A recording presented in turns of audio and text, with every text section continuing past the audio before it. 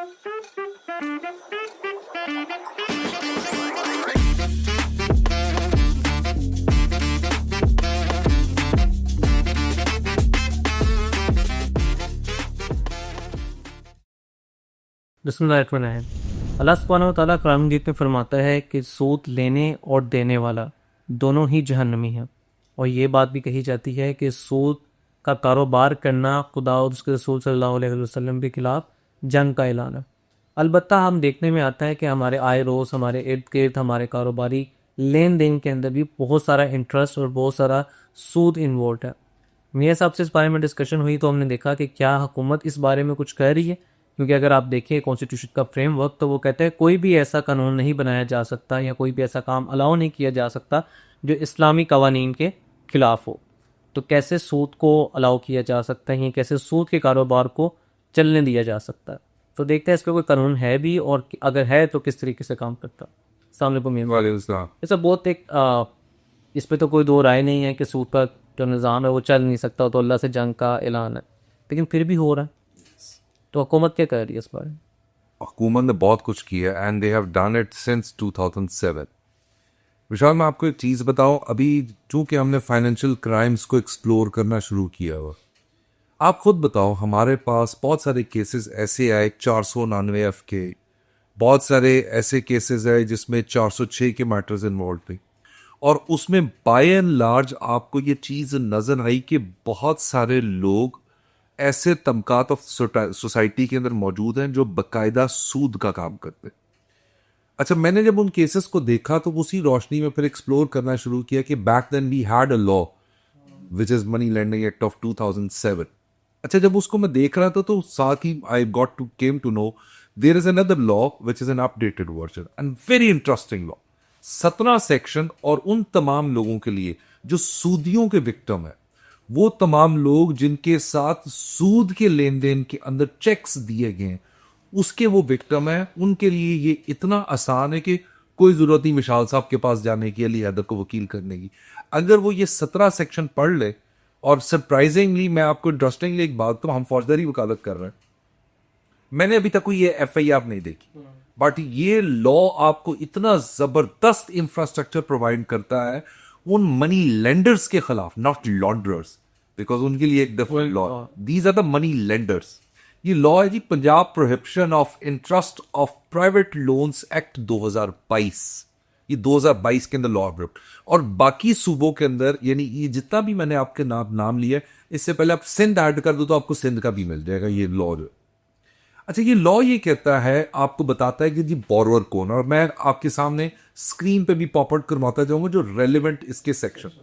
अगर सेक्शन 2 को देखें और इसकी जो आगे डेफिनेशन में बोरोअर है, बोरोअर और debtor means a person to whom a loan is advanced, यानी ऐसा बंदा जिसको आपने उधार दिया है।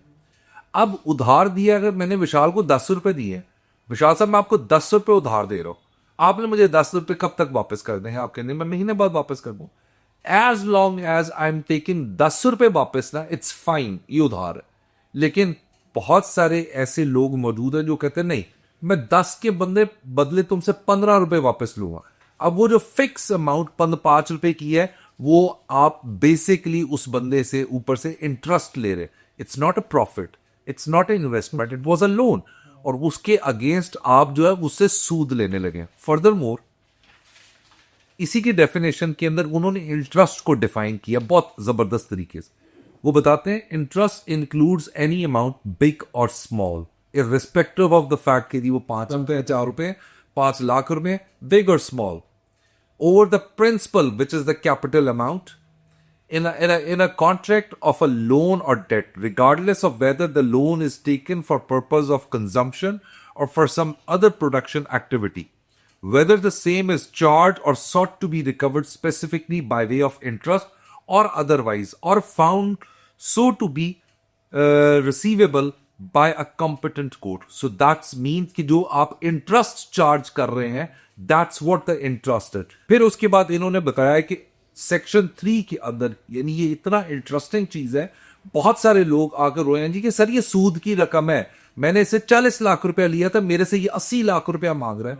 तो सेक्शन 3 के अंदर बड़ी इंटरेस्टिंग चीज उन्होंने बताई है, और वो बताते हैं पेनल्टी सेक्शन है 3। वो बताता है क्या है, prohibition of private money lending. No person lended either individually or in group of a person shall lend money for any movable or immovable good or in kind or any other purpose or advance loan to any person for the purpose of receiving interest thereon, nor shall carry or an interest based transaction in the province. अब इसकी सजा सुनिएगा विशाल साहब। Shall be punished with imprisonment of either description which may extend to 10 years, pre clause में fall करेगा, but shall not be less than 3 years and shall also be liable to fine not exceeding 1 million rupees. यानी 10 लाख रुपए का जुर्माना है, 10 साल सजा है मैक्सिमम, और मिनिमम 3 साल सजा है, so on and so forth। इसके अंदर जो एक और बड़ा इंटरेस्टिंग चीज मुझे नजर आई, और वो थी सेक्शन 9 के अंदर। सेक्शन 9 के अंदर उन्होंने बताया ये कॉग्निजेबल ऑफेंस है, नॉन बेलेबल ऑफेंस है, नॉन कंपाउंडेबल ऑफेंस है। यानी कॉग्निजेबल ऑफेंस 154 की कार्रवाई होगी। अगर कोई बंदा, यानी जिस तरह आपने कुरान की आयत कोट की है कि अल्लाह के साथ जंग है, सो उसको इसीलिए लेजिस्लेचर ने इसको नॉन कंपाउंडेबल भी रखा और कॉग्निजेबल भी रखा, नॉन बेलेबल रखा। और इसके अंदर जो चीज मैं आपको एक और चीज बताता हूं जो कि आपको किसी भी और कन्वेंशनल, चाहे मनी लॉन्ड्रिंग एक्ट हो, चाहे एफआईए का कोई लॉ हो, चाहे पीपीसी हो, चाहे सीआरपीसी हो, चाहे कोई बैंकिंग क्राइम्स का लॉ, ये चीज आपको वहां नहीं मिलेगी। और उसका है सेक्शन 6। सेक्शन 6 कहते हैं कंप्लेंट। वो कहते हैं a justice of peace shall within 3 days on receipt of any application or a complaint with regard to the commission of an offense under the act, order the local police to register a case against such person or a group of person. यानी binding effect लगाया legislature ने। मुझे आपके लोग बहुत समझदार हैं, उनको शेल का मतलब समझाने की जरूरत नहीं है। इन्होंने बताया कि ये लाजमी है 3 दिनों के अंदर अंदर पर्चे की कार्रवाई करनी है, आपने पर्चा दर्ज करो। वैसे तो 14 दिन का तो कमेंट्स में टाइम आप प्रोडेंशियल केस देखें। So that's what the law says. How can a judge bypass the legislature's wording? Section 6 is within 3 days उन्होंने वो एफआईआर के ऑर्डर करने हैं। सो वो तमाम जो इंटरेस्ट का काम करते हैं, इंटरेस्ट बेस्ड ट्रांजैक्शन करनी है, this is the go to legislation. और वो तमाम लोग जो विक्टिम है, यानी मैंने जितने सेक्शंस आपके सामने रखे हैं, इट्स वेरी सिंपल। सेक्शन 2 के अंदर उन्होंने आपको बता दिया कौन बोरोअर है, कौन लेंडर है, ये कॉग्निजेबल है, so on and so fourth. आगे आपको सेक्शन 3 में सजाएं बता दी, सेक्शन 6 और 9 में पूरा मैकेनिज्म बता दिया। यानी हर वो बंदा जो विक्टिम है, उस बंदे से जो सूद का कारोबार करता है, एफआईआर दर्ज होनी चाहिए उसे। सर एफआईआर में मुलजिम दोनों होंगे या सिर्फ देने वाला होगा? दोनों। He is a victim law के अंदर। देखो बात सुनो विशाल, फॉर इंस्टेंस मुझे वाकई जेन्युइनली जरूरत थी आपसे और मैंने उधार पैसे लिए और मैं वक्त पे वापस नहीं कर सका, लेकिन टर्म्स और कंडीशन मेरी थी कि मैं वापस ज्यादा करूंगा। अगर फर्ज करो टर्म्स एंड कंडीशन नहीं and you are asking for more money, then it that is interest based transaction. अब वो लिखा हुआ है एक्सप्लिसिट फॉर्म में या इम्प्लिसिट फॉर्म के अंदर नहीं भी लिखा हुआ, तो दैट मीन्स अगर आप उससे ज्यादा, मुझे एक एग्जांपल दो, ये जितने भी सूदी होते हैं ये आपसे चेक रखवाते हैं। आपने लिए 10 लाख रुपए, आपसे चेक लेंगे उस सूद की रकम डाल के 15 लाख रुपए। उन्होंने चेक पेश किया बैंक के अंदर और बैंक के अंदर जो है वो बाउंस हो गया। उन्होंने चेक करती जो है ना थाने के अंदर दरखास्त दी 489 FT के जी इस बंदे ने मेरे से उधार रकम ली। अब वो जो बेचारा लेने वाला है उसके पास कोई ऐसा मैकेनिज्म ही अवेलेबल नहीं है कि सर ये सूद की रकम है। और मैं आपको रियलिटी बताऊं, फैक्ट्स बोलते हैं, आपके मैसेजेस होते हैं, आपकी ट्रांजैक्शंस होती हैं, तफ्तीशी अफसर होता है, वो बहुत सारी इन्वेस्टिगेशन के अंदर चीजें गैदर कर लेता है। सो ये जो आप 489 आपके पर्चे करवा देते उस बंदे को जिसने वाकई आपको उधार पैसे देने, और इसके अंदर उन्होंने आगे मैकेनिज्म बताया हुआ प्रिंसिपल अमाउंट रिटर्न करने का, कि जो प्रिंसिपल अमाउंट कैसे रिटर्न होगी और वो उसके ऊपर कोई भी चार्ज हो सकता है, वो भी इसके अंदर मैकेनिज्म प्रोवाइडेड है। सेक्शन 10 के अंदर उन्होंने एडजस्टमेंट ऑफ प्रिंसिपल अमाउंट का मैकेनिज्म भी बताया हुआ। सो इस वजह से वो आप पे 499 तफ्तीशी केगा आपकी जजमेंट्स कहती हैं presumption of trust negotiable instrument को हासिल है, जबकि आपके पास ये लॉ अवेलेबल है। You can file this application की ये तो सूद की रकम है जो मेरे से एक्स्ट्रा रकम लेने लगा। So that is a law. और वैसे भी अब 26वीं तरमीम के अंदर इन्होंने बाकायदा एक मैकेनिज्म शायद दे दिया है जिसके तहत अब बैंकिंग सेक्टर से भी जो है ना ये इंटरेस्ट बेस्ड ट्रांजैक्शन जो है वो खत्म होगी। बल्कि so on and so fourth. अब तो मैं बहुत सारे कंपनीज के ऐड देख रहा था गाड़ियों की कंपनियों की एड देख रहा था फेसबुक के अंदर कि 0% इंटरेस्ट के साथ आपको वो गाड़ियां दे रहे हैं, यू जस्ट हैव टू पे द डाउन पेमेंट और बाकी इंस्टॉलमेंट्स के ऊपर 0% इंटरेस्ट। सर अगर मैं बात करूं इस सिनेरियो के अंदर जहाँ पे एक बंदा दूसरे बंदे के साथ मनी लेंडर के साथ एक एग्रीमेंट में आता है और इस चीज़ को एक्नॉलेज करता है, उसके साथ कॉन्ट्रैक्ट करता है कि ठीक है मैं तुमसे 10 रुपये ले रहा हूँ, मैं 5 रुपये ऊपर एज ए इंटरेस्ट दूंगा। ठीक है। अब मेरी उसके साथ एक कम्युनिकेशन है, मेरा एक एग्रीमेंट हो गया, रिटन फॉर्म में आ गया, साइन सिग्नेचर विटनेस से सारा कुछ हो गया। मेरे प्रिंसिपल अमाउंट देने के बाद मेरा दिल बदल जाता है, मैं कहता हूँ मैं इसको 5 रुपये एक्स्ट्रा क्यों दूँ? बिल्कुल ठीक है। क्या तब भी मैं इस लॉ का सहारा नहीं? Yes, Vishal, you need to make a difference between a profit and interest.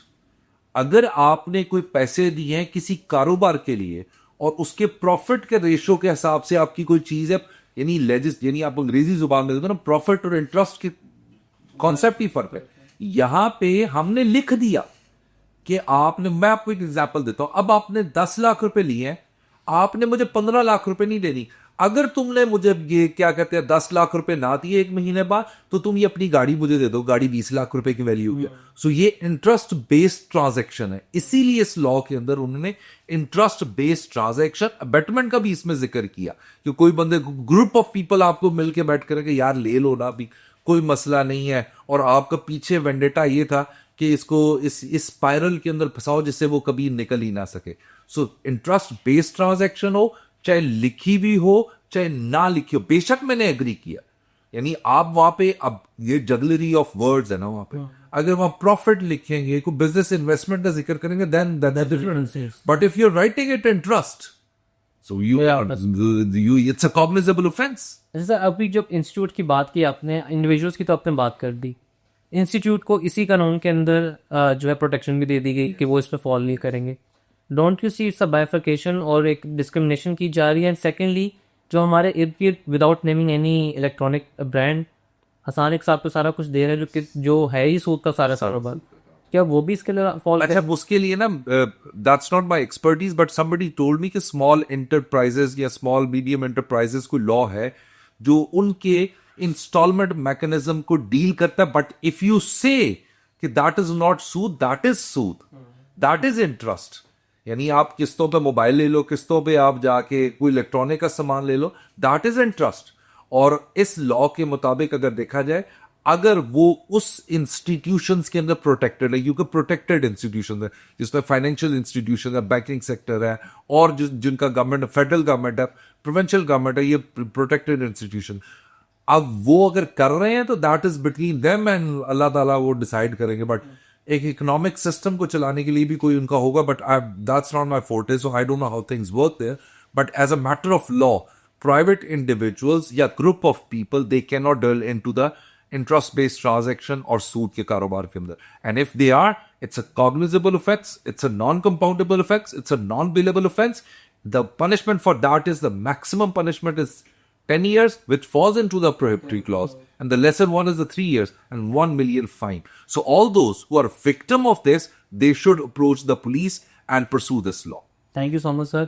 और हमारे व्यूअर्स के लिए बहुत इंटरेस्टिंग बात है, if you are a victim of the molester जो आपसे इंटरेस्ट बेस्ड सारे काम करवाने की कोशिश कर रहा है, या आपने मजबूरी में किसी Misuse, abuse कर रहा है, मिस यूज़ और अब्यूज़ कर रहा है, तो आप इस कानून का सहारा ले सकते हैं एज अ प्रैक्टिसिंग लॉयर।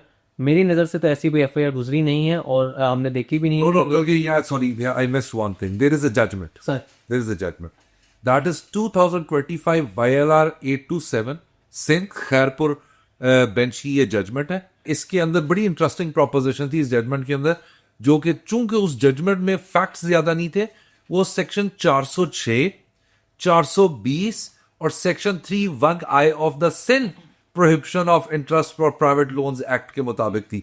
सो वो उसके अंदर ज्यादा थी तो उसकी डिटेल नहीं पता, बट देयर इज वन जज। तो लेट्स सी कि अगर आप इसके विक्टिम हैं और आप इस कानून को अवेल करते हैं तो क्या कानून आपकी हेल्प आउट करता है। और जिस तरह के सर ने बताया और जिस तरह हमने सेक्शंस को पढ़ा कि 3 दिन के अंदर आपका पर्चा इसमें दर्ज हो सकता है, एज लॉन्ग एज आप इसकी डेफिनेशंस में और इसकी कैटेगरीज में फॉलो करते हैं। तो इससे मुतालिक कोई भी क्वेश्चन हो या अगर आप इस चीज़ के विक्टिम हैं और इस चीज़ को डिस्कस करना चाहते हैं, उसके बारे में कुछ पूछना चाहते हैं, तो feel free to drop down the comment box. तब तक मुझे और मियां साहब को दीजिए इजाज़त। खला हाफिज़।